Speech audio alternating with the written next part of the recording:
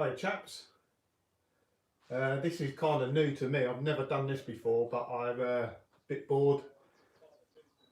I thought I'd see whether I could get it working.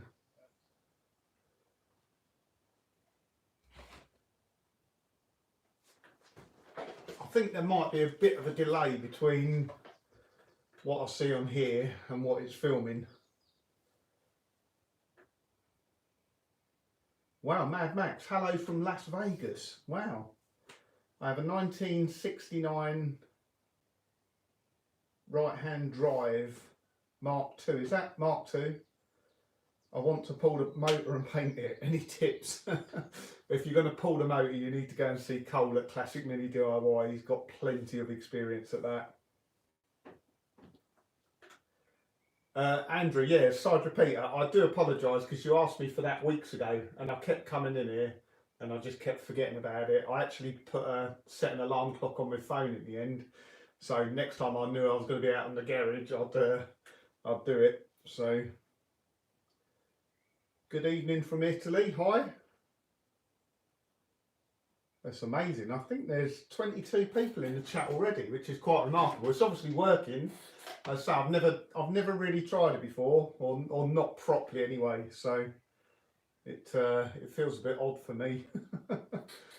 I'll try and read the comments as we go, but that's quite amazing. South Africa, Las Vegas, Italy, people from all over the world. I hope you're all safe. Hope you're all doing well.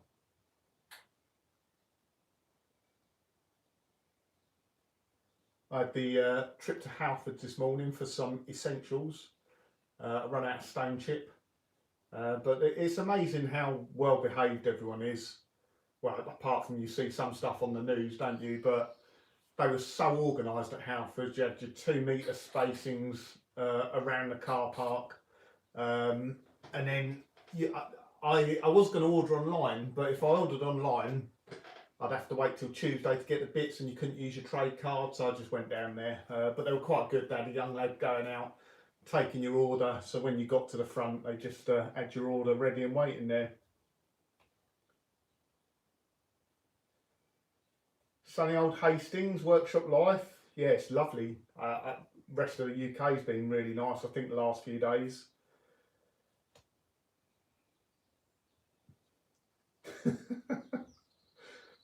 Paint looks great next to your white legs.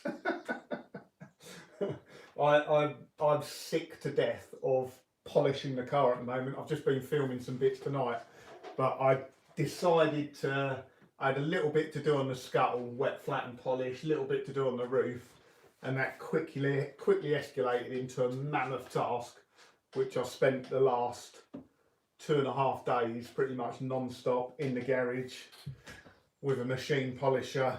Yeah, it's been very hard work.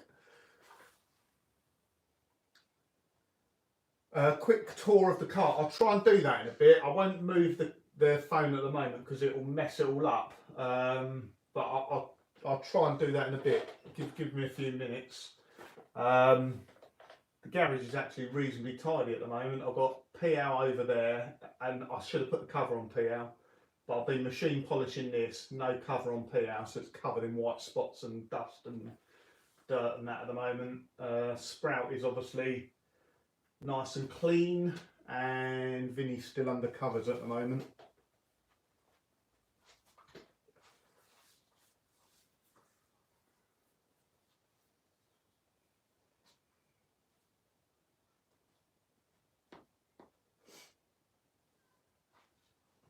Wow, I'm amazed where everyone is. Good evening from Denmark, Niels. I know Niels well, been a subscriber to the channel for a long time, so hi mate.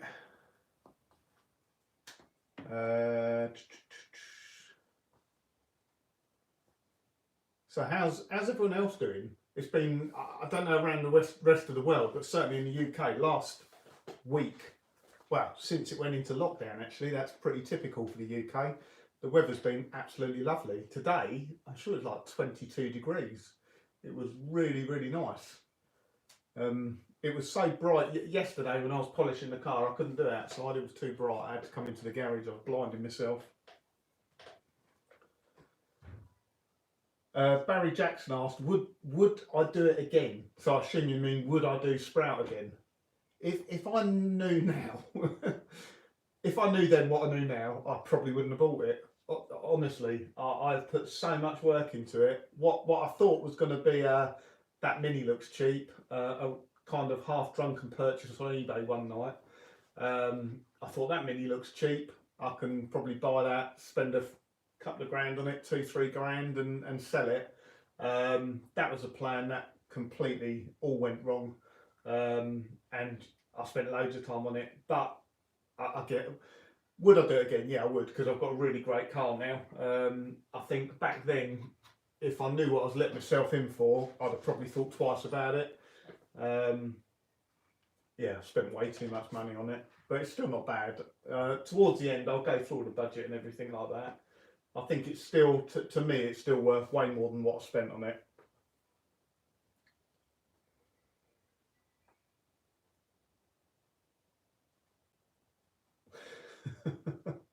Oh, classic Mini Garage. Don't leave PR too long with the white spots, especially if it's Ferroclay. It is, so, or Ferrecla. I'm still not sure which way to pronounce that. I plan to take it outside actually and give it a good clean tomorrow. So the spots have been on it since yesterday. So yeah, I do need to get them off before it damages the paintwork or something like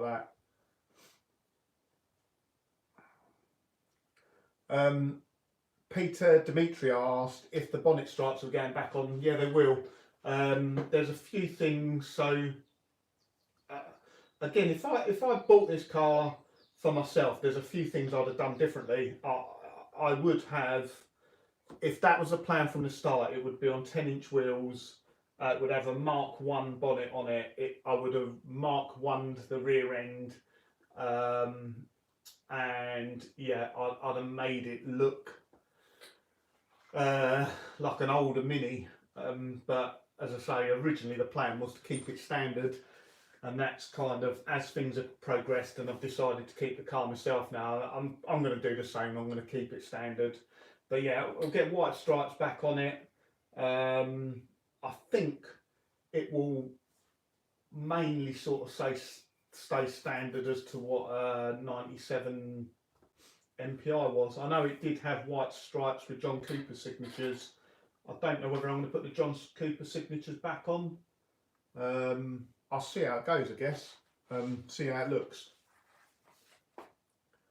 Oh, we got Mr. Draper. Mark, how are you doing? Trying to live stream, mate. It's a bit scary.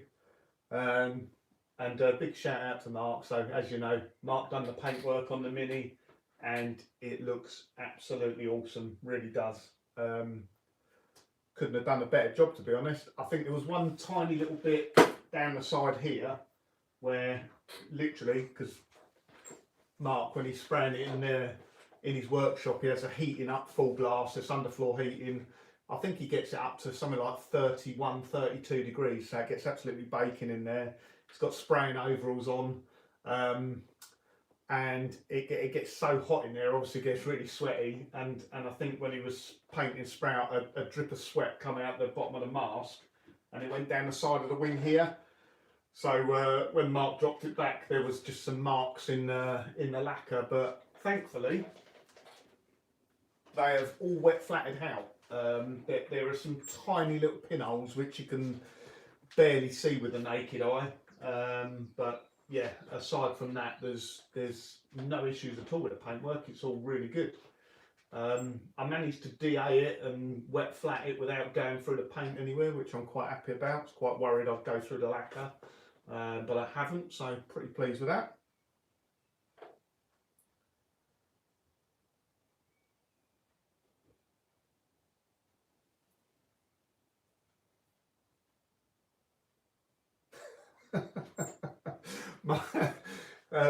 Mark's just commented and said he when he's spraying, he's actually just wearing his boxer shorts and spraying overalls. So I did know that. I wasn't going to say it on the video. I thought I'd save your blushes, but yeah, it gets so hot that Mark literally strips down to his boxer shorts and just puts the painting overalls on and paints the car like that. So yeah, maybe we get some more female viewers, Mark, if if you've done a bit of late night classic mini workshop painting.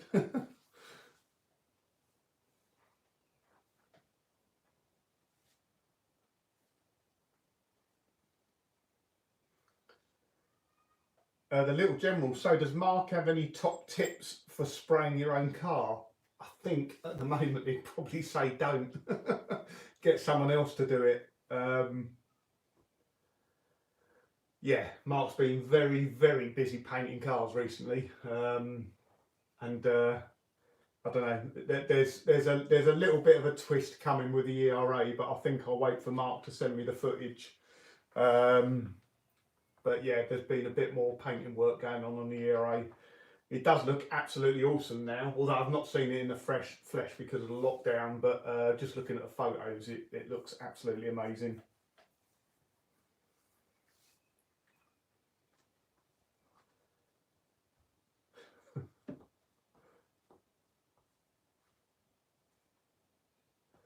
Tim was asking if you can get the bonnet stripes with the signatures on them. I'm not sure that you can.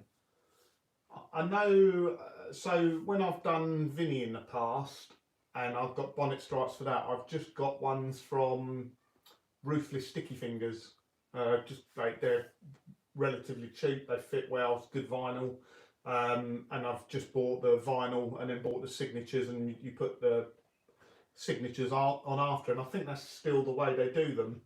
I don't think you can get them with the signatures in the vinyl, printed in the vinyl. I'm not sure, but if anyone knows, let me know. I do need to get the bonnet stripes, so I've got one of the subscribers, I think it's Scott, is sending me a couple of rear laurels for the rear quarters. I need to get the bonnet stripes. There's a pair on eBay at the moment, genuine Rover ones, but the guy wants 65 quid plus postage for them, which seems a lot of money for a bit of vinyl. So I know they're genuine, but can you tell the difference between genuine vinyl and you know, Ruthless Sticky Fingers vinyl? I could probably get Angie to make them actually as well. Never thought of that.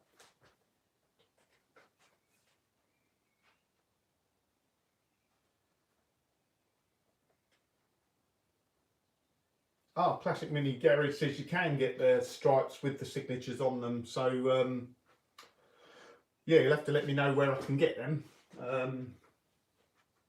Yeah, it will look nice. I'm waiting for loads of bits at the moment. I assume everyone else is as well. And I'm not gonna, you know, I can completely understand why delivery's a little bit slow. So I managed to get a grill in the end because I was struggling to get a grill for it. Mini Spares, Mini Sport didn't have grills. So I managed to get a grill from Ball Motive. Ball Motive, big thumbs up to them. They've come up trumps a couple of times with bits I need. Always a good price as well. And if you spend over 85 quid, I think it's free postage. So I'm waiting for the grill from Ball Motive. I'm waiting for a load of bits and bobs from Mini Spares, and it is really just bits and bobs like wiper bungs, washer jets, rear light gaskets. It's all little bits and bobs that you forget about until the very end of the build. What else am I waiting for? More Evans waterless coolant. So a video that goes up on Sunday tomorrow is me putting Evans waterless coolant in PL after I've done the head gasket, and this at the moment has prep fluid in it. So this is going to get Evans waterless coolant as well. But I do a bit of a talk about it tomorrow. It's not really a product review, I just give you my thoughts on it. I know there's some people who say it's good, some people don't like it, but I actually think, I was a little bit sceptical about it, but I've given it a try now. Managed to get it from a reasonably cheap resource, because it can be, the prep fluid and 5 litres of it can be over 100 quid, but I managed to get it for £6.75 from Car Parts For You, who are like Euro car parts but like a cheaper online alternative.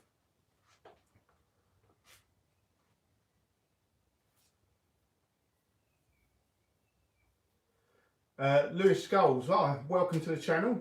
He said, I've just found your channel, looking for seal tutorials. So I think there's a couple on here. In fact, we've done seals lots of times on the channel. He says he just found big holes in his outer seals. how much time would you suggest it would take for each side? It depends what finish. I mean, it largely depends how rusty they are. If it's just the outer seals, and maybe you've got to do a couple of little patches to the inner seals, you could probably do an outer seal in 3 to 4 hours. I don't see why not. It's not that difficult a job to do. It's more just if you want to try and protect the rest of the paint that's on the rear quarters, because that can take you a little bit longer, being really careful about the welding. If the rest of the metal work is good, just putting on a pair of outer seals, yeah, you could probably do them in 3 to 4 hours if you've got all the right kit to do them. Then they're not that difficult.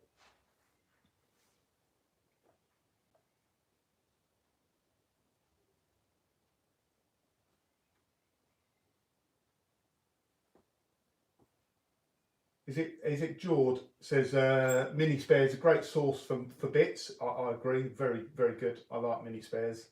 My lottery dream is to get a painted bare shell and ask mini spares to provide every part I need to complete the build. Yeah, I think I'd love to do that as well. I'd love to start. I mean, this bit of the rationale behind me keeping this car is because I just couldn't. So much work's gone into it, and I know the shell is really good now. It's better than Vinny, it's better than PL, and it's better than most other minis that I know of. And I'm just gonna absolutely, it'll grind at me for years to come. If I sold this, I'd be constantly looking for another mini with a shell as good as this one, and I know I'd really struggle to find it. But I've always fancied a heritage shell. I've always liked that idea of having creating a brand new mini, Brian, all brand new bits, brand new shell, but the cost is just astronomical. I think a heritage shell is depending on what you mark you get, but you're looking at around about £12,000, and then painting it, that's another £3,000 to £5,000, so that's 17, 18 grand before you've bolted any bits on. Yeah, it's a lot of money in it.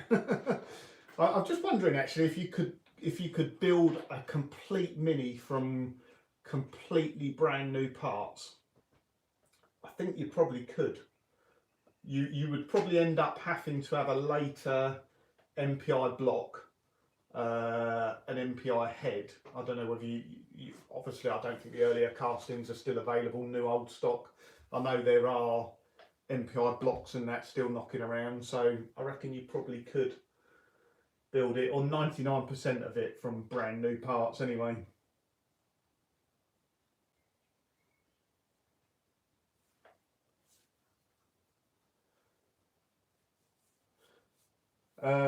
Thomas asked, "What's the next project?" I guess that's, or it should be projects, because I'm sure Mark will be doing another one after the ERA. In fact, I know he will. Just not sure what it is. I'm not sure Mark knows what it is yet, but I know he's got 2 or 3 other cars in the pipeline that he currently owns. They're good cars, don't get me wrong, they're not rust buckets or anything like that, but I think you've seen the standard that Mark likes his cars, and yeah, he'll want them all to the same standard. So he's got a really sort of custom car. It's called Rufus. It's like a light, he's probably going to kill me here. Is it light green? It's got a real sort of strong metal flake in the paint. In fact, Mark's just commented, so it'd be a Cooper S or Rufus. So yeah, Rufus is a custom show car. It's got a multi-thousand-pound stereo installed on it. It's got custom paint on it. It is a really nice car. It's got I think it's got a Swift Tune engine in it. It's really nice, but it's not perfect, so Mark will want it perfect. And then you've got a Mark III Cooper S as well, which again is a really nice car. It looks really original. The paint works pretty good on it. It looks nice, but I can't remember whether the Cooper S has got overseals on it. One of them's got overseals anyway. I think it's the Cooper S anyway. So might be fine, but it's one of those things you don't want to leave them on there. You want to do them, and then you think, well, you know, that'll escalate into something bigger. So yeah, Rufus minty green with a holographic flake. That's it. It does look very nice. So it'll be one of them for the next project for Mark. For me, the next project is difficult. And I don't know. I don't keep secrets on this channel.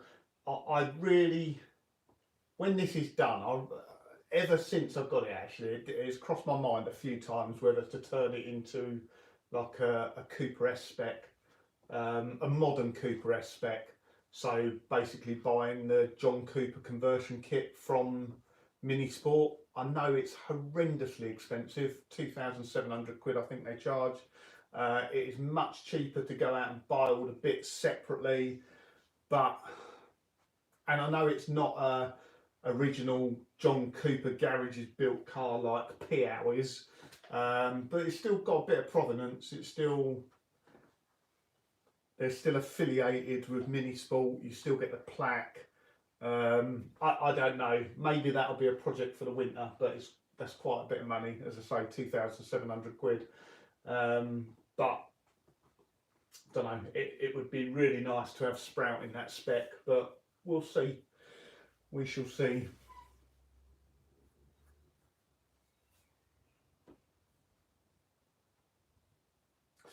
Oh, Mad Max, what is the top roof rain gutter caulking called? Mine is coming off a bit. Where can I buy some? Now, I don't know. Now, from standard, like, so I've had lots of minis over the years, obviously.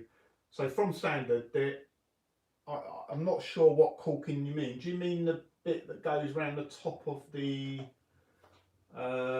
seam seal strips? Because there is some like caulking around there.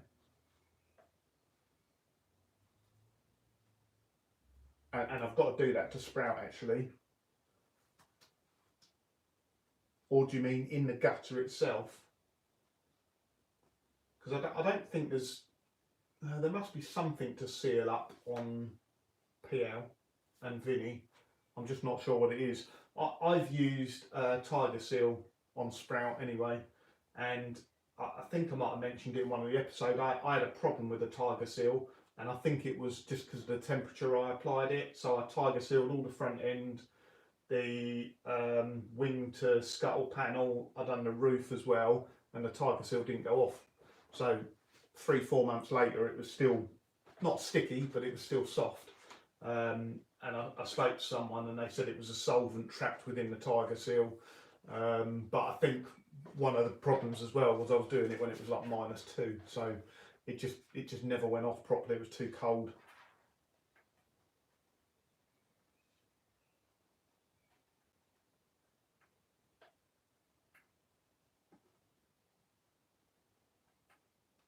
Oh, so yeah, Mad Max all around the top roof in the gutter. So I'm not sure what they use from factory, but I would vouch for Tiger Seal. Used it on lots of cars. It does the job. It doesn't shrink back. It's over paintable. As long as you don't apply it when it's -2, it dries pretty quickly as well. Yeah, I've got it on some other cars and never had a problem with it.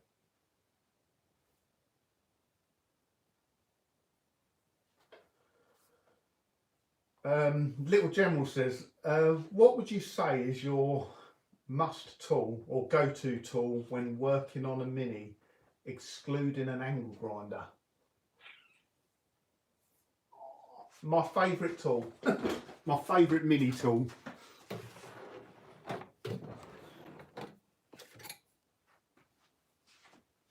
It's really boring. It's a brake adjuster, and it's a proper snap-on brake adjuster, which I would have got years and years ago when I worked in garages. But it's got 5/16 one end, 1/4 inch the other, and you often get seized rear brake adjusters on Minis. And I've used other tools before from other makes, and they just round them off if they're a little bit seized. This thing will not round off. unless you're completely and utterly silly with it. But I would say, yeah, definitely that's a must-have in my toolbox. Trying to think what else there is for a mini. Don't know. Windscreen filleting tool, I think, just makes a job so much easier. Couldn't do without it. Wow, so we've got someone from Texas, USA now, William Wallin. So, do you watch Randy, Lone Star Mini? He's from down that way. Absolutely great guy. Oh.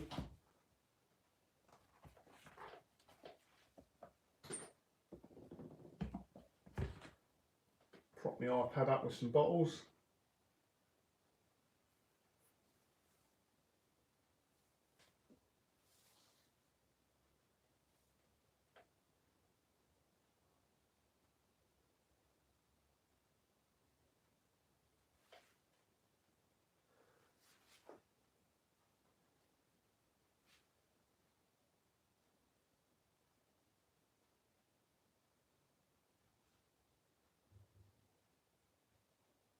So what's everyone got planned for tomorrow then? Any big plans? Anyone? I assume there's lots of people working on minis. Mark says, when are you doing the headlining? I'll tell you what, it's one of those jobs I could have done a few days ago. I just keep putting it off. I should get round to doing the headlining tomorrow, I guess.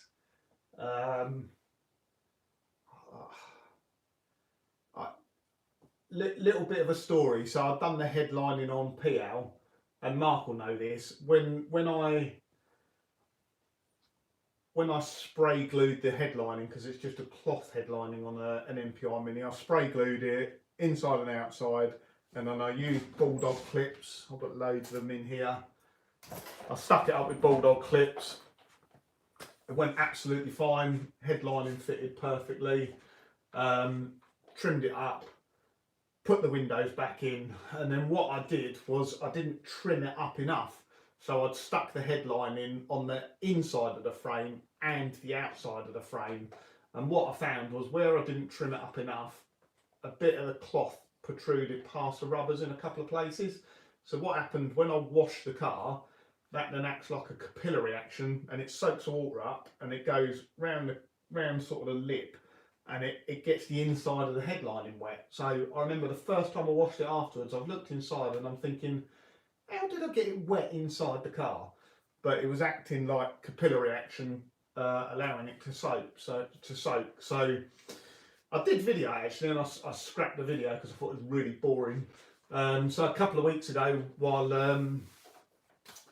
I was bored, I took all the windows out again, and I thought I'll just get a sharp blade and I'll go round the cloth and I'll trim it back. And oh my God, what a horrible job.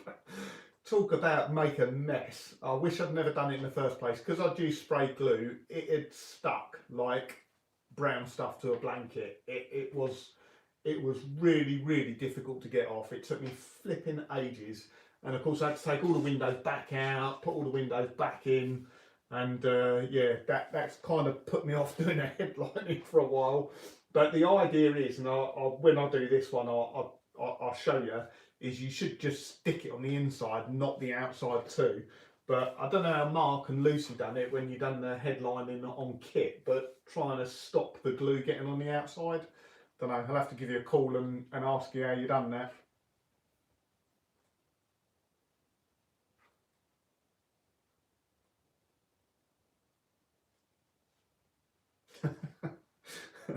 Andrew Price brake cleaner bottle, yeah.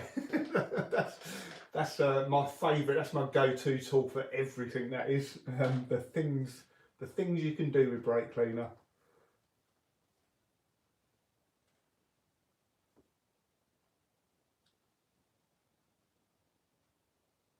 So there's lots going on tomorrow. People sandblasting subframes, fitting a quick rack while the engine out. That's a good call. Yeah, quick racks are nice. Mad Max, what's the hardest mechanical parts to find and order when working on classic minis? Oh, that's a tricky one. I I think I've never really had a problem, and I guess we are definitely privileged in the UK because there's never a problem getting any mini parts really. Occasionally, some bits go out of stock that you might have to wait a couple of weeks for, but never really a problem getting parts. I would say though, the ERA, they're very difficult getting some of those parts. I know Mark has been looking around for stuff, new old stock. Luckily, there's a great little community with the ERA owners, and it's the sort of community where people help each other out. So I know Mark's been able to get quite a few new old stock bits for the ERA, but difficult getting parts for limited editions like that. I'll tell you what I did get recently, which was really hard to get. I've actually been looking for one for years.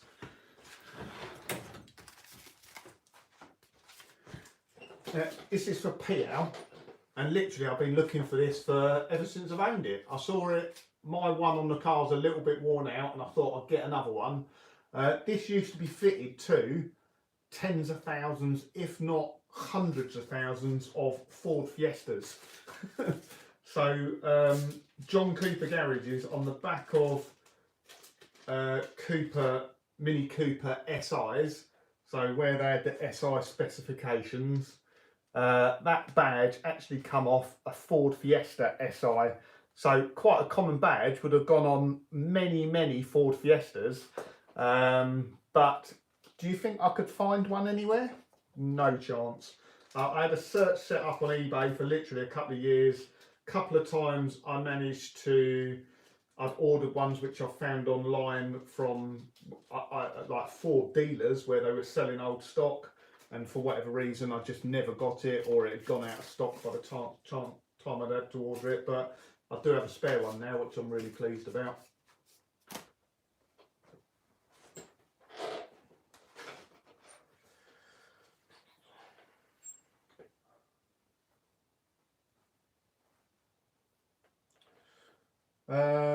Thomas, have you got any top tips for removing the brown glue stains in headlining? Brake cleaner. To be honest, that's the first thing I'll try on that. I wouldn't use thinners because thinners will probably melt the vinyl of the headlining, but brake cleaner, that'll melt glue. I'd give that a go first.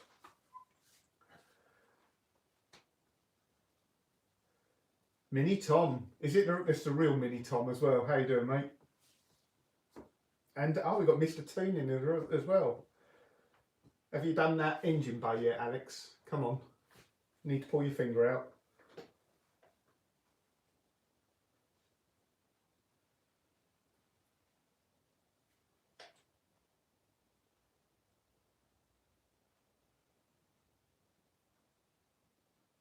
Oh, it sounds like we've got a race with fitting the headline in, Mark.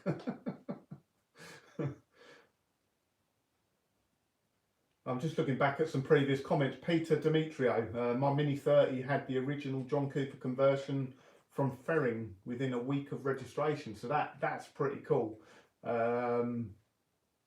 Yeah, that they are becoming really rare now, John Cooper conversions.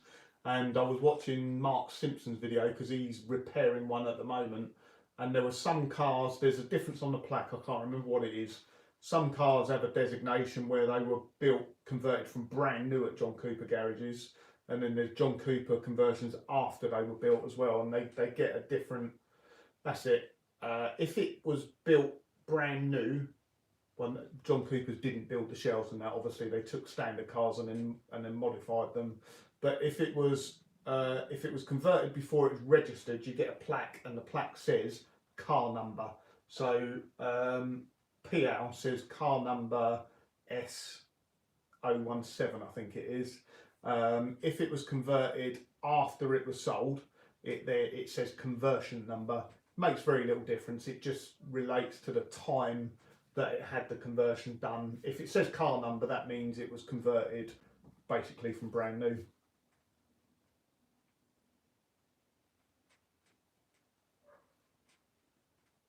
Oh, Peter, yeah. John Cooper conversion on a Mini 30, yeah, that would have been twin SU carbs then. I think they were twin 1 1/4s, but yeah, proper. That's a really nice kit. That was late 80s, early 90s, where I remember it actually. Young, was I driving then? No, it was before I could drive, so it's kind of my wet dream to have a Cooper conversion there. But they come in the wooden box. You could buy the conversion in the wooden box, which had all the parts in there laid out nicely. Um, like I say, the twin carb setup. Yeah, really, really nice. Even, but they're super rare now. That just the box itself. I know people have kept hold of the boxes, and they go for hundreds, if not thousands, probably.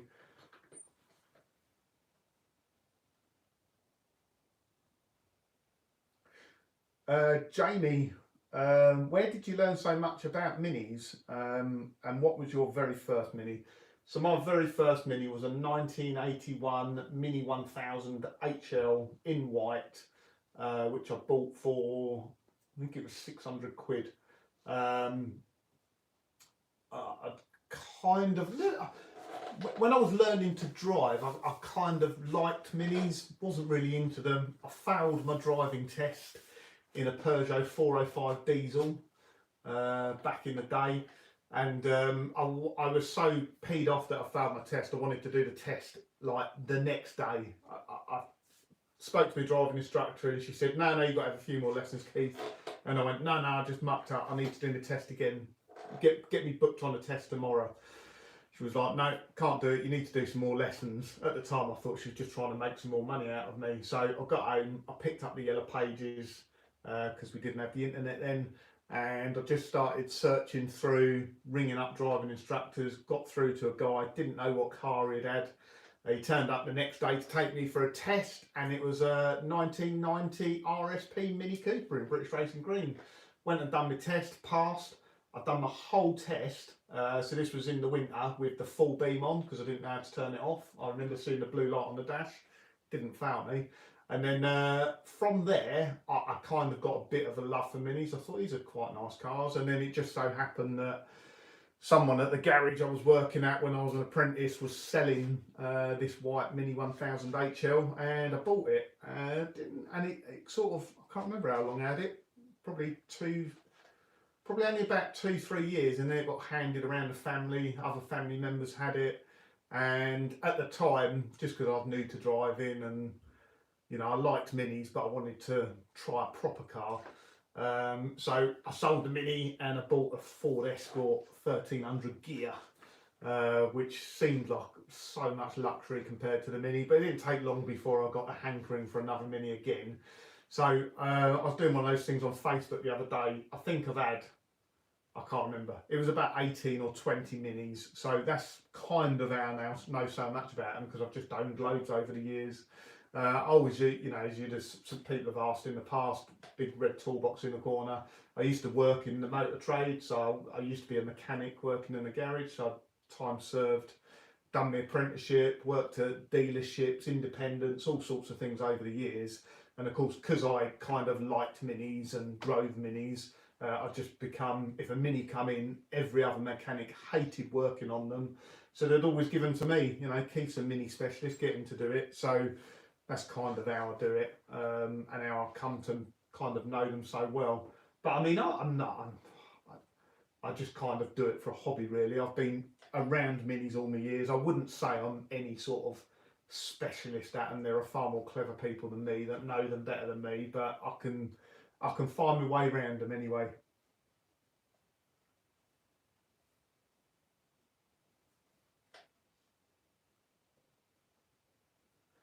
Mini Tom, I know you love your MPI and SPI cars. Would you ever consider a carb car? Absolutely.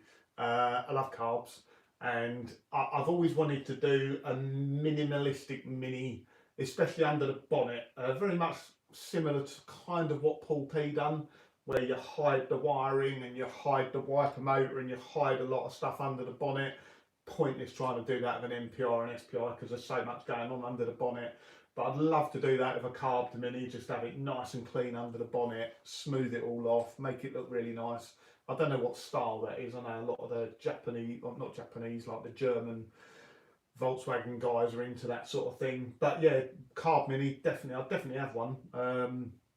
In fact, Vinny was a carburetted Mini. It was 1990, I think Vinny's 92, 93, so it was a carb with a catalyst.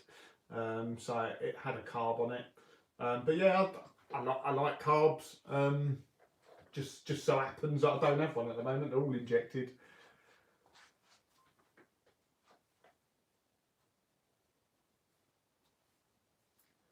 Oh, Peter, check out Mini Magazine March. I'm in it. I'll have to look at that. I don't get Mini Magazine. I subscribe to Mini World. It's one of those things someone done for my birthday about 10 years ago, and they've never cancelled a subscription. So I actually build up magazines and don't get the chance to read them. I usually save them up for if I'm flying anywhere or something like that, but that hasn't happened for a while.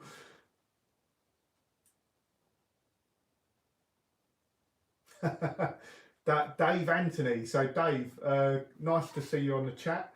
So Dave is the original ERA owner, owned Mark's ERA before Mark owned it. And he said if you want a real challenge in getting a part for the ERA, try the plastic Nimbus Grey gutter trim for the roof. Yes, absolutely. I don't think anyone does them or reproduces them. No, I know Sprout. I've got the original Rover gutter trim for that because they're in two pieces. They're split in half. But the ERA ones, yeah, I've never seen a Nimbus Grey one. I know the ERA I had a British Racing Green one, and that had a Nimbus Grey roof guttering, and I thought, wow, that's good. It looks in remarkably good condition, but it was black plastic and it had been sprayed Nimbus Grey, so it wasn't properly Nimbus Grey.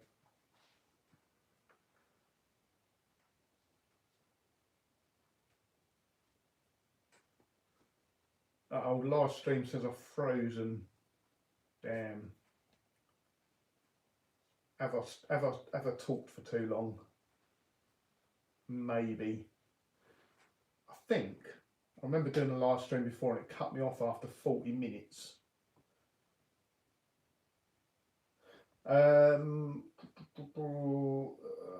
If you want, I'll drop this one off and then I'll just try rejoining in a few moments. It still says there's 55 people here, so I'll try that. Bear with me.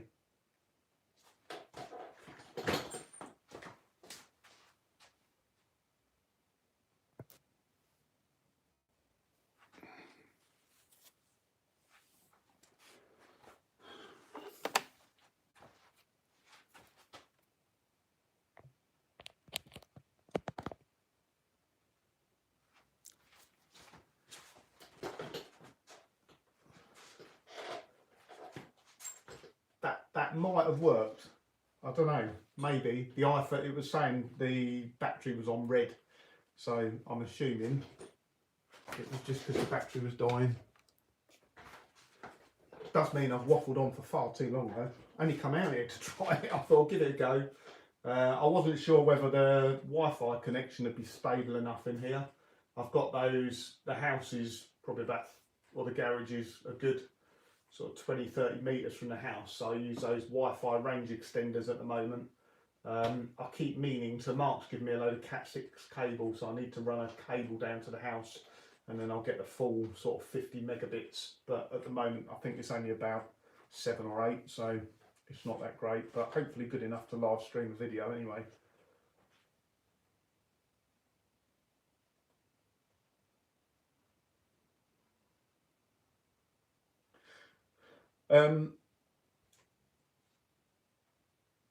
Lyle, is it Bushby?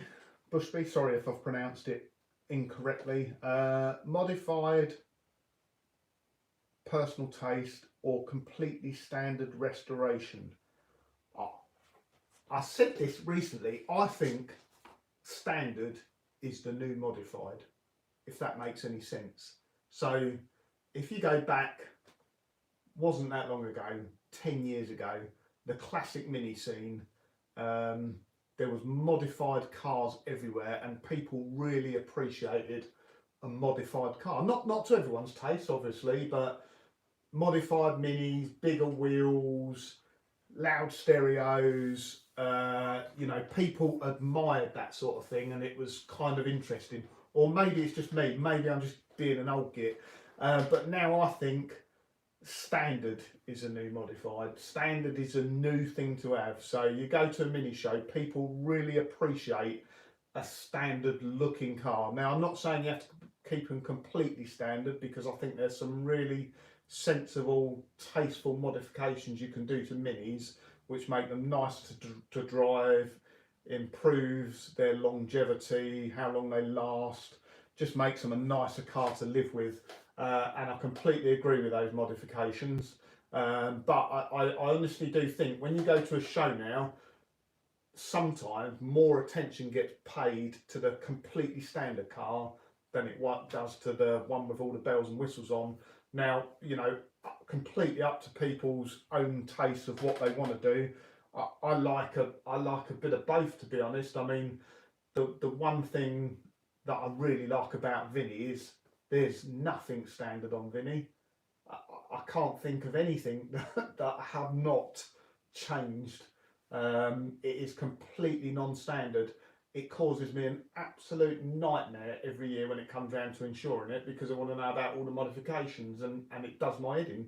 Every year I'm just like, well, rather than me tell you what I have modified, can I just tell you what I've left standard, and then we'll sort of work from there. So headlining, I don't think I've done the headlining in Vinny. Everything else though has been modified. I do like PL in a way, because PL is completely standard, but it's quite modified, if that makes sense. So that's a completely standard John Cooper garages, Rover, Mini Cooper, SI, Sport 5, converted by John Cooper garages, but in the eyes of the insurance company, because it got bought like that from new, because it was like that when it was registered, it is a standard car. So it makes it so much easier to insure. BMG, Brian from Sydney. Wow, that's the other side of the world. I dread to think what time it is there. Well, I guess probably 9 o'clock in the morning or something like that. Sprout looks great. Testament to me out and work. Thank you. Yeah, thank you very much.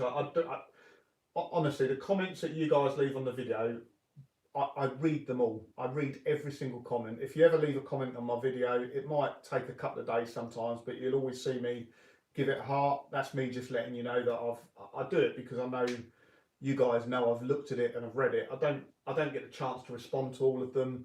Mark looks at most of the comments as well and chips in and responds where he can as well. So yeah, just appreciate all the comments. I think on this video that I was filming today on this, which probably go out next week sometime, yeah, the hard work, just there's no substitution for hard work, unfortunately. If you want a mini, you want a bit of paintwork that looks as great as that, it doesn't just come out the end of a spray gun like that. You cannot, it just, you've got to do the hard work. And even as fantastic as the paint job that Mark done on this, if you want it show car standard, you've got to do more hard work. So it just, yeah, I guess the thing is, I enjoy it. I find it relaxing. I think Mark very much does the same as well.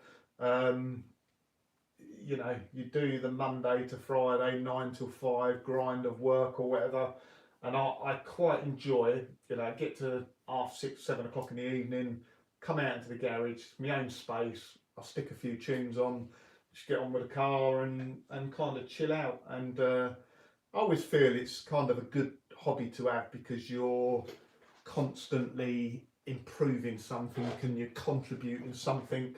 I can't think of how many minis over the years which I think to myself, if I hadn't have done that, if I hadn't have done that partial restoration, that full restoration, that bit of work, that clutch, this job, they would be on scrap heaps now. I mean, plenty of cars I can remember, you know, minis when you could buy them for 50 quid, 100 quid.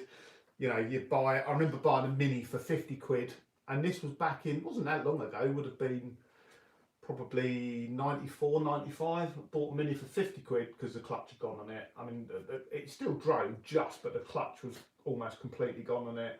I think it was W Reg or something like that at the time. I took it for an MOT. It wanted a few little bits for the MOT, but at the time, people would rather just throw the car away than stick a clutch in it. So I stuck a clutch in it, and hopefully that mini's still going now. I doubt it, but you never know. Little general, any chance of a Q&A when the quarantine's over? I've thought about it a few times. Not sure what Mark would think about it. What's he say? Might have to be after the watershed. I think you do really well actually, Mark. I think there's a couple of times I've watched, because Mark will, if I've gone down there and worked with Mark, I'll take the SD cards there and then, and I know what's been filmed, so it's really easy for me to go in and edit them. But obviously because of what's been going on lately, Mark's dropped a few SD cards up for me, or he might work midweek and drop the SD cards up with me to me, and there might be. I mean, some of the ones recently, certainly the spraying stuff, there was probably, I don't know, 18 hours of footage. And I don't watch 18 hours at normal time, but I do watch all of the footage. I usually watch it on 4 times or 8 times or something like that. And on the video editor I've got on there, it shows the sort of graphic equalizer for the sound as well, so you can sort of tell the difference between the noise of the compressor, noise of the spray gun, and someone talking. So I have to go through it, and I do apologise, Mark, because I'm sure there's probably times when you've said things, or you know, you've spoken to the camera, and I've probably just turned my back for a moment, completely missed those bits off the videos. But it's quite hard to do. But yeah, maybe we'll get together and do that. I just think I'm a bit boring sometimes. I don't know. There's 60 people on here watching now, so I can't be that boring.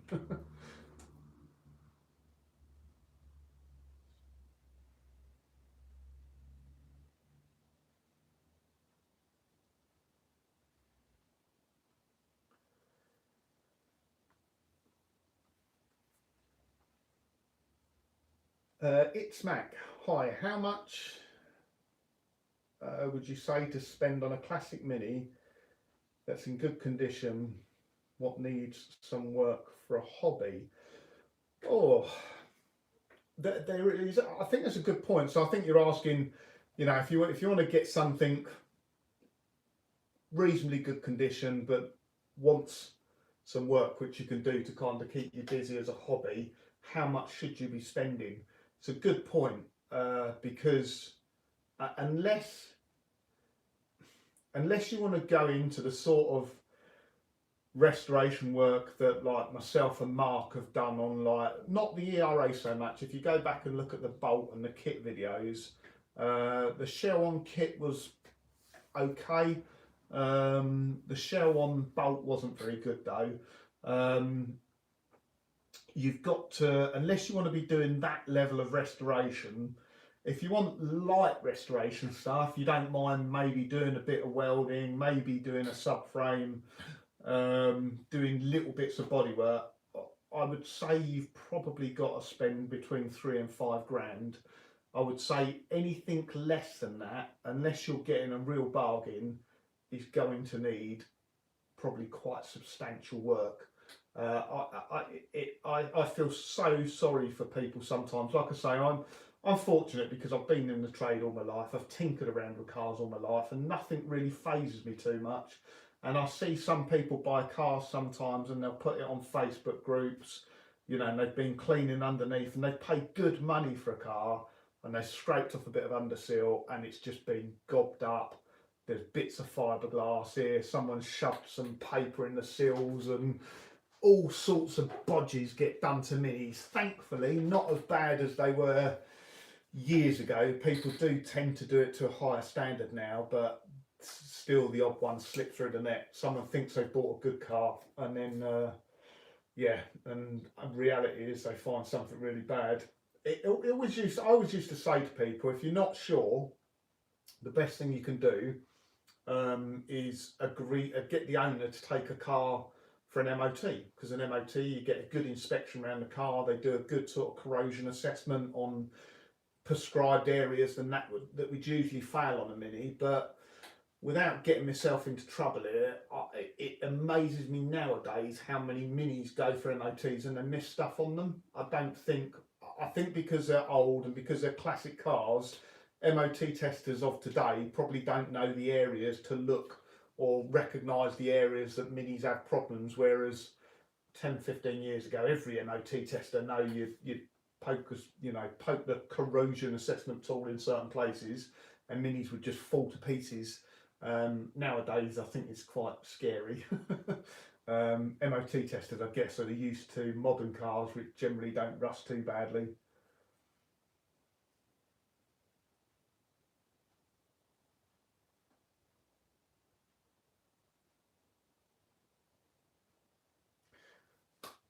Fry 998. Was the decision to keep Sprout a result of all the hard work? Absolutely, yeah. I got to the point. I got to the point money wise where I'm thinking to myself, this is going to get tight. If I want to make some money out of this, this is going to get tight.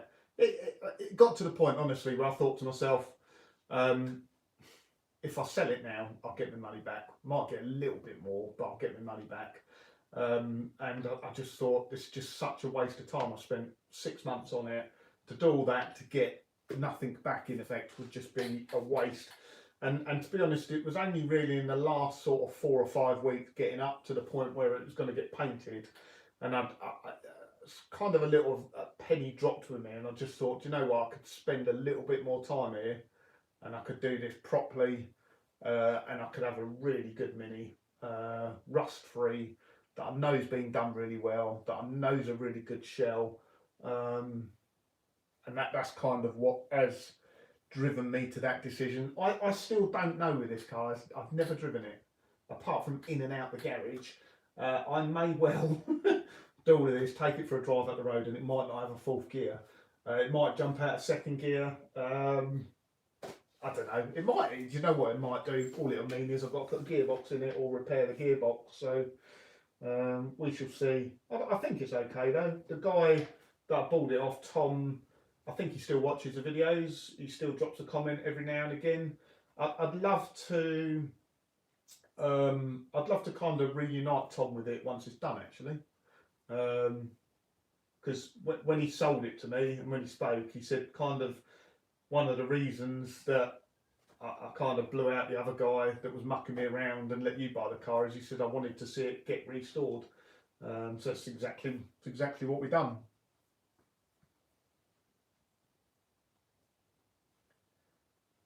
Lee says, enjoyed your videos. Thanks, Lee. What's the plan when Sprout's finished? Plan was to do the IMM, London to Brighton. Was really just to use it. Someone said to me about it the other day, are you going to concourse it? And I've never really built it for that. And I've always wanted a concourse standard car, but I don't think I've got the patience to go to the level of cleaning those guys go to. I mean, Sprout is extremely clean everywhere, but I don't know whether I've got the level of dedication to go to a show, take the wheels off, clean every single nook and cranny, and just to be beaten by someone because of some silly technicality or something like that. I do like a very clean car. I like doing show and shines and things like that. So the plan for Sprout really this year was to use it, get it around, get it to shows and that sort of thing. I don't know, obviously don't know how that will pan out during the year. It's a little bit frustrating at the moment because for me, I'm almost at that point where if I come out and spent a couple of days solid in the garage, it would probably be ready for MOT. I could probably take it down and get it MOT'd. Because of what's going on, it's kind of nice in a way because I'm absolutely not rushing anything now. I mean, you see the windows are still out of it and I've kind of been putting off the headline in, but I just think to myself, well, there's no rush now. And I think it's really interesting because next year there's going to be some cracking minis at shows. There really is. The amount of friends I've got on Facebook and Instagram that are doing their minis at the moment, where they're furloughed or they're not working, you know, and they're getting projects finished and doing stuff that they've had sitting in the back of the garage for years, engine conversions and that they've never got round to doing. And of course, because everyone's forced to stay at home, everyone's just doing that. So I think next year for cars at mini shows, it's going to be really tough. I think there's going to be some amazing cars out there.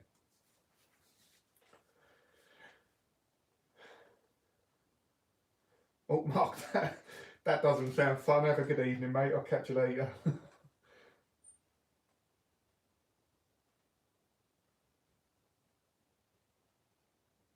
George, one of my few regrets was selling my Mini. It was perfect and I spent a lot of time on it. I completely know where you're coming from there, and again, that's what's driven the decision a little bit with Sprout. I've sold so many good cars, really good cars, that I wish I could have back. The last car or most recent car that I've sold that I really wish I could have had back was my green ERA. So I had a green ERA turbo. It was a UK spec car. It was a UK spec car that was exported to Japan from new. So it was before they'd done the Japanese ERAs. It was in the UK run of builds. So it was one of 3 cars that went to Japan, and they were press cars. So they went over to Japan ahead of them sort of doing and homologating or whatever the Japanese spec cars. So it went over to Japan, lived all of its life in Japan until 2006. And an importer in the UK, a guy called Paul McCown, he's into his minis, he's got a black ERA himself. I was looking for an ERA at the time, and he said, look, there's this one that's come up. He said, it's on the boat over from Japan, are you interested? And I bought it, and it was a 1990 spec ERA. I bought it in 2006 or 8? I think it's 2008 I bought it actually. Not a speck of rust on it. Really good shell, not a speck of rust. I've done loads on it. I made it a really nice car, and then I sold it. And I sold it because I had to sell it. Moving house, needs must, blah blah blah, and it went. I sold it and I bought Vinny. But I really wish I hadn't sold that car, but I did. So it's living in Switzerland at the moment. I'd love to see it again, but one day I guess I will.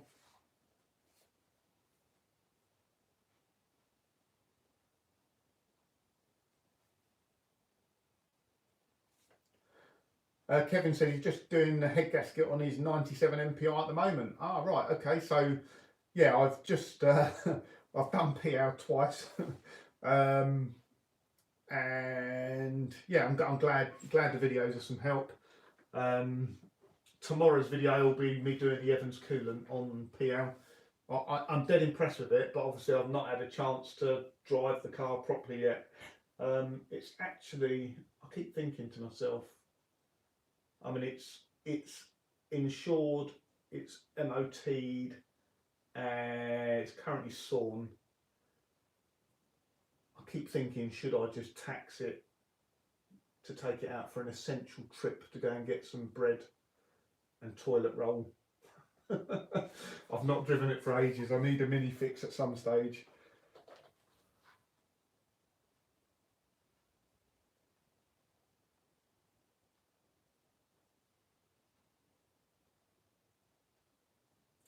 I actually thought someone put a comment. It's a bit, I don't know, controversial, whatever.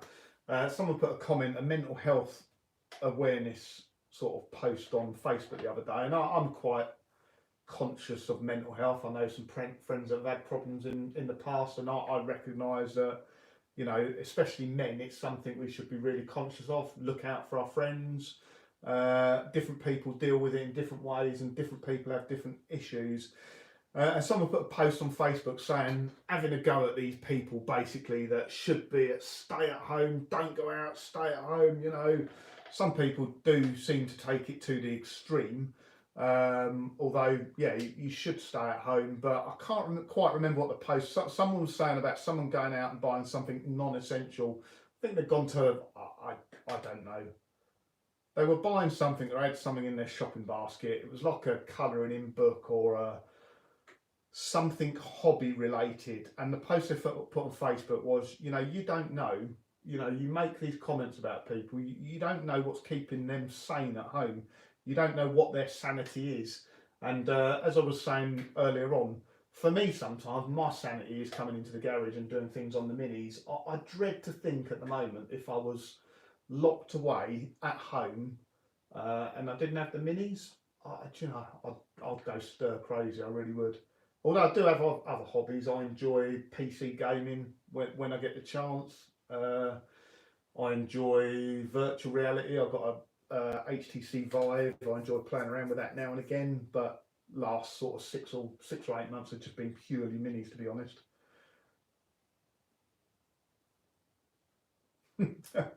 Cole Huston. So when are you getting a garage extension? Sounds like you will have not sell another mini. So this garage is 5.6 metres by 5.6 metres. So it's a little bit bigger than a standard double garage is. The garage doors on the front are a little bit wider than they normally would be on a garage door. I remember when I bought the house, I spoke to the builder that built the house, and it was a private build, and he said he'd built the garage wider because most people nowadays have bigger cars, and he wanted a proper double car garage. Well, it's ideal for me because a proper double car garage ends up being a triple car garage if you own minis. But also, all the way around this garage, there is at least there's three and a half foot that way behind this wall, between this wall and the neighbour's fence, and there is I think it's about 5 foot that way. So I could extend. It has crossed my mind. I have thought about going through this way and putting in like a tool store like Mark has done, and up this side of the garage you could fit 2 minis up there actually. So yeah, maybe.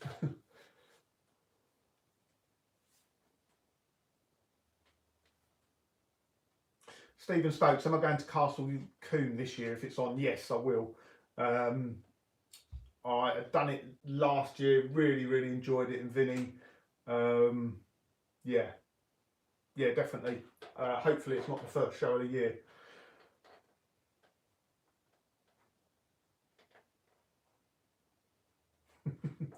Classic mini garage. Keith is selling Vinny to Tooney. I don't know why Tooney wants Vinny, because it's not an automatic. I suppose you could get one of those conversion things for it, but I don't think it's good enough for Tooney. I don't think the paintwork's good enough on it.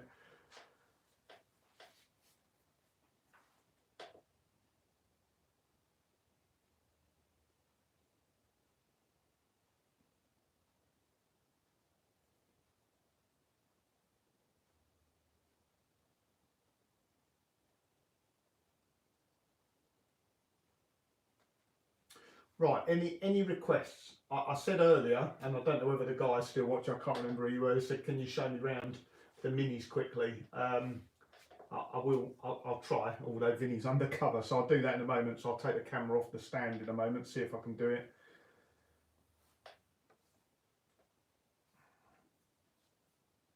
Is that William Field? Vinny has a lot of chrome. How come? It's just kind of how I put it together. It wouldn't have had all that chrome on it originally. The bits I've added over the years.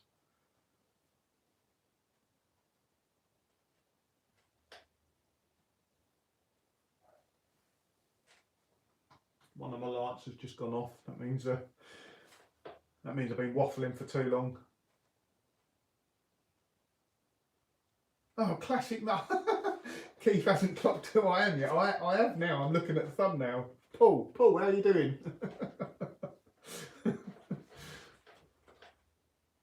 I forgot you changed your YouTube name. Classic Mini Garage. I like that.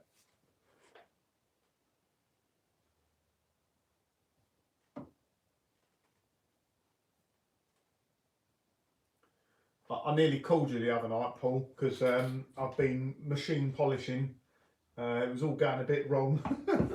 And I spoke to Mark and he said, give you a call, you'd know all about it. But I think I managed to sort it out anyway.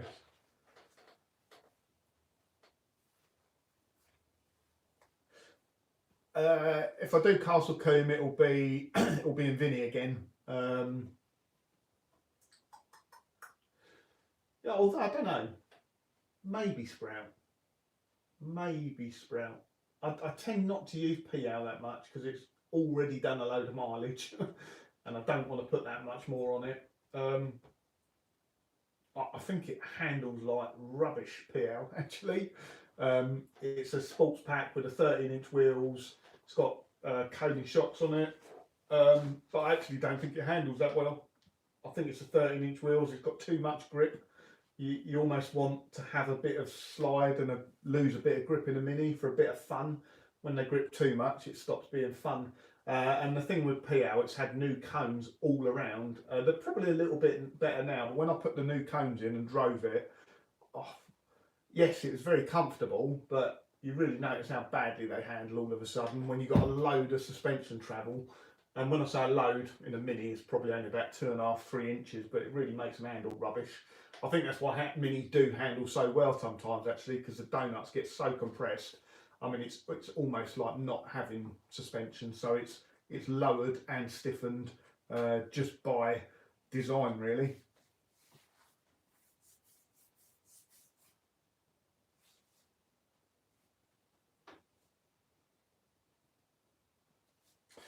Dave, Jag, how you doing, mate? Yeah, PL, dry from water. So I'll talk about this in tomorrow's video. It's 3%, isn't it? I was really, really anal about working out that 3%.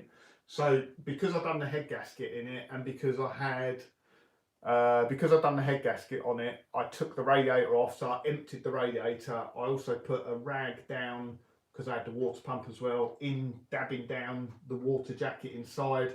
I actually think there was probably way less than 3% in there, although there's bits you can't get to, like the heater matrix inside the car might have had 100 mil or something like that in. Blew out all the lines. I put the prep fluid in then, so whatever, so let's say there's 150 mil in there, you then put in 4 litres of prep fluid and then you drain out the prep fluid. So I was pretty confident there was less than 3% in there. The good thing I found with that prep fluid though is that you can reuse it. I don't know whether you knew that, Dave. I won't get it out. But I looked on the Evans site, didn't realise you can reuse that prep fluid. So knowing that there was very little water in PL, just because I had the head off and everything like that, I reused the prep fluid in Sprout. Sprout's actually got prep fluid in it at the moment. I'm just waiting for the Evans waterless coolant turn up so I can drain that out. But when I do, I really need to make 100% sure I get as much as I can out of Sprout, because there might be a little bit more water content in Sprout. Yeah, I've got a little tip for doing that as well.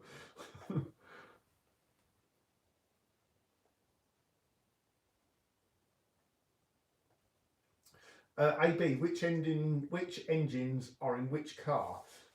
So Sprout has it's a 1275cc MPI, completely standard, so it's a Rover MPI spec. They had 62 brake horsepower from new, which is, it's okay. It's enough to have a little bit of fun with, although they are a bit wheezy. The bit that lets MPIs down like this is they've got a 2.7 to 1 diff, so really long diff, which is great for motorway cruising, but basically it means you've got first, second and third gear. Fourth is just like an overdrive. They just don't really accelerate very well in fourth. So 62 brake horsepower in Sprout, although watch this space. PL is a 1275 MPI Mini as well, but it has a John Cooper SI conversion from new, so that was a cylinder head, LCB manifold, fuel pressure regulator, roller tip rockers. Can't remember what else they've done, but PL should have been 85 brake horsepower, or that's the spec they gave it. It has been slightly modified from there as well, so it's currently S-Works spec. So if you know your John Cooper conversion minis, It's the same spec as an S Works Mini now. So it's got the slightly modified airbox on it. I don't think the SI's actually had an LCD. I'm not sure. So that should mean it's 90 brake horsepower, but that was John Cooper's figures back in the day, which I think were a little bit optimistic. I don't know. You don't see many of them on rolling roads. I guess if they claimed 85 brake horsepower, it had to be reasonably close to that. So, but I'd say they were probably near 80.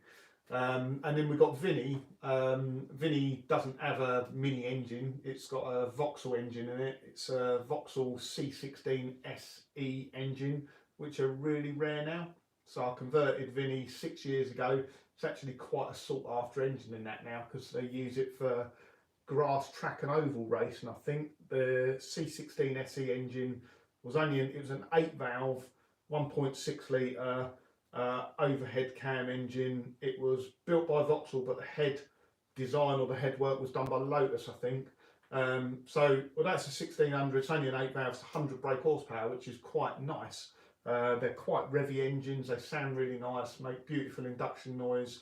It was the engine they fitted in the Nova GSI, the Vauxhall Nova GSI, which are pretty rare now as well.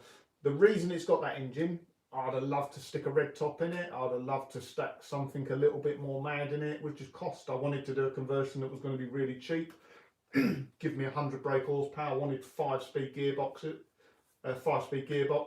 At the time, I was thinking to myself, right, 100 brake horsepower A series, so I'm going to need a 1380. I'm going to need a Jack Knight 5-speed gearbox. I'm going to need this. I'm going to need that. It's not going to be very reliable. It's not going to last very long, and it's probably going to cost upward of £6,000 to £8,000. Vinny, all I did was went out and bought a barely. Well, it was alright actually. I went out and bought a second-hand Vauxhall Astra GLSI, which had that engine in. It cost me 300 quid. I scrapped the car, took the engine out, and just stuck it in Vinny. 100 brake horsepower, 5-speed gearbox, 300 quid. What's not to like? Apart from people don't like engine conversions so much, and it has crossed my mind a few times now whether I should turn Vinny back into a real Mini again.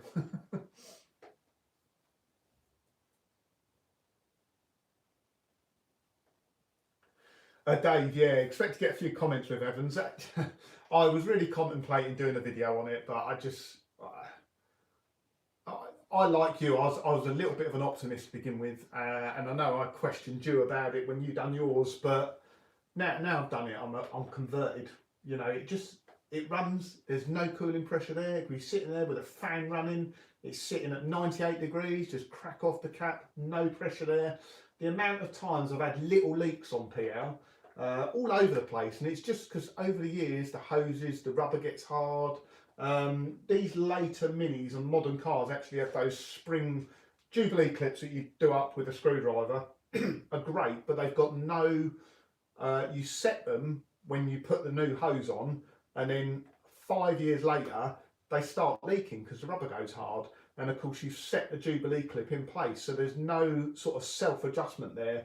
These clips that they put on modern cars, I won't get one out, but the spring clips, everyone hates them. They ping off, you pinch your finger, they ping off around the workshop and all over the place. They are actually really good because they naturally self-adjust. So as the rubber gets harder, as things shrink over time, they keep the same amount of pressure, clamping force on the hose. So although they're a pain, they're actually quite good. But yeah, with PL, I just found I'd sort one water leak on it. 3 months later, I'd have another one somewhere else, and then 3 months later, I'd have another one somewhere else. It was always silly things, just connectors or corrosion's another thing as well. So both these cars, I flushed out. Sprout, I flushed out loads. Flushed out loads. Put antifreeze in it. 50-50 mix. When I last took that out, it was loads of rust in the bottom of the bottle. It's just like, yeah, if you don't put water in it, it can't go rusty. My big sort Sprout would have been finished by now. I watched some of the early videos on Sprout, and I called it Sprout because I said it was going to be done by Christmas. Yeah. There's lots of decisions I took over the time which kind of delayed that. One of them was taking the rear subframe out, etc, etc.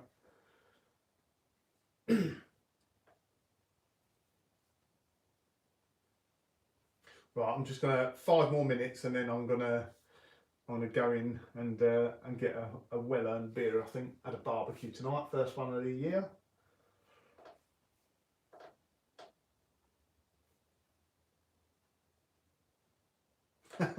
Fry 998. Have you found your arches yet? No, I haven't. I've lost a set of mini special arches. I have no flipping clue where they are. If you've ever watched my videos, I've got loads of storage up in the. It's got its own loft in the garage. So there's loads of stuff up there. I've had a quick poke round up there. It's not in there. I'll tell you. I'm just back in a moment.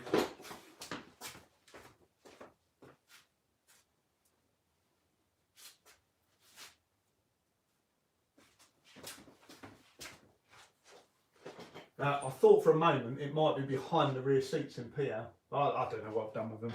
I could actually do with them now.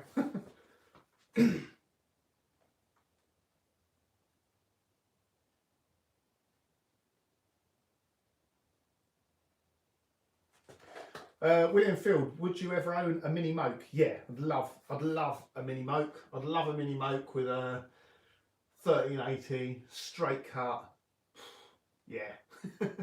Really noisy gearbox, all stripped down. It'd be great fun, that would. Right, I'm going to go in a moment. As I say, I did promise I would just give a quick look around the workshop. Unfortunately, Vinny's undercover at the moment. I might just pull the corner off.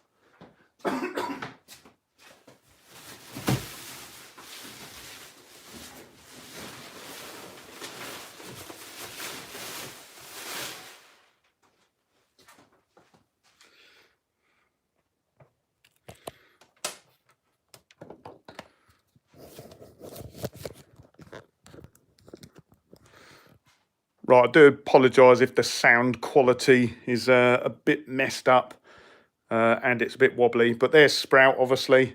I've spent hours and hours and hours machine polishing the whole car over the last couple of days, but I think you'll agree it's looking pretty shiny, isn't it?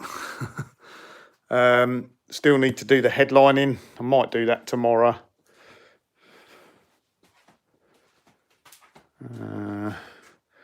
And then we've got PL here.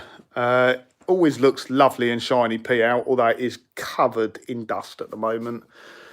And white specks, which is the polish.